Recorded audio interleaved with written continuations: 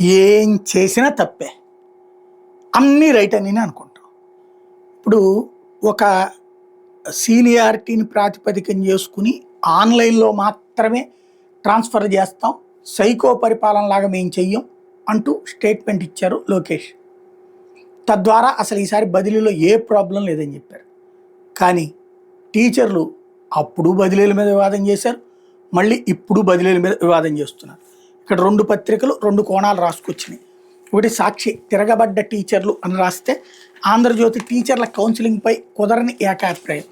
ఇది అధికార పక్షంతో ఉంది కాబట్టి కాస్త దాన్ని డౌన్ ప్లే చేస్తూ రాసింది. సాక్షి ఫ్లేరప్ చేస్తూ రాసింది.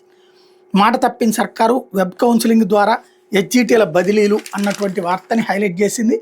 రాష్ట్రంలో ప్రభుత్వ విద్యను నిర్వీర్యం చేస్తూ అబాస్పాలైన చంద్రబాబు కూటమి ప్రభుత్వం ఇప్పుడు తమ బదిలీలను సైతం ప్రహసనంగా మార్చేస్తున్న ఉపాధ్యాయులు నిప్పులు జరుగుతున్నారు.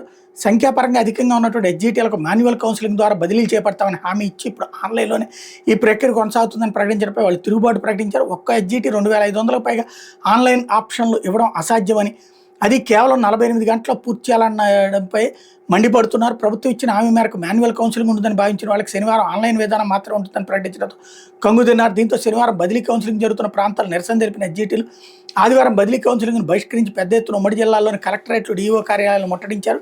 ప్రస్తుతం పాఠశాల విద్యాశాఖలో 1.79 లక్షల మంది ఉపాధ్యాయులు పనిచేస్తుండగా హెచ్జిటీలు 1,20,000 వరకు ఉన్నారు. ప్రస్తుత బదిలీలు సుమారు 65,000 మందికి స్థానచలనం కల్పించారు. వీళ్లలో 35,000 మంది వరకు 8 ఏళ్లు పూర్తి తప్పనిసరి బదిలీలో ఉన్నారు. విద్యాశాఖ గత నెలలో ప్రకటించిన షెడ్యూల్ ప్రకారం ఈ నెల 10వ తేదీతో హెచ్జిటీల కౌన్సిలింగ్ ప్రక్రియ ముగియాలి. కానీ ఆందోళన నేపథ్యంలో ఆ ప్రక్రియకి బ్రేక్ పడినట్టయింది.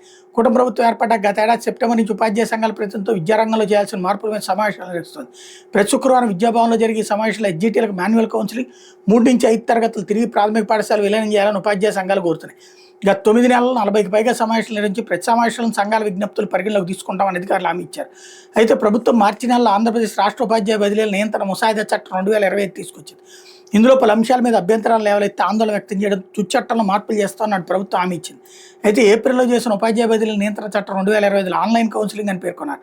గత నెలలో జరిగిన సమావేశంలో మాన్యువల్ కౌన్సిలింగ్పై పాఠశాల విద్యాశాఖ డైరెక్టరేట్ నుంచి సరైన సమాధానం రాకపోవడంతో ఉపాధ్యాయ సంఘాల ప్రతినిధులు చర్చలను బహిష్కరించి నిరసన తెలిపారు. అయితే మరుసటి రోజు విద్యాశాఖ కార్యదర్శి నేతృత్వం సమావేశం ఏర్పాటు చేసి హెచ్జిటీ డిమాండ్ మేరకు మాన్యువల్ కౌన్సిలింగ్ నిర్వహిస్తామని హామీ ఇచ్చారు. కానీ ఉపాధ్యాయుల బదిలీ ఉత్తర్వు జీవో నెంబర్ 22లో మళ్ళీ ఆన్లైన్ విధానమే ఉంటుందని పేర్కొన్నారు. ఇలా ఉపాధ్యాయులు మభ్యపెడుతూ వచ్చిన ప్రభుత్వం కౌన్సిలింగ్ ప్రక్రియ దగ్గర పడేసరికి ఉపాధ్యాయులు ఆన్లైన్లో ఆప్షన్లు పెట్టేలేని 48 గంటల ప్రక్రియ పూర్తి కావాలని ఒత్తిడి చేయడంపై సర్వత్రా విమర్శలు వెలువెత్తుతున్నాయి అన్నటువంటి వార్తని హైలైట్ చేశారు.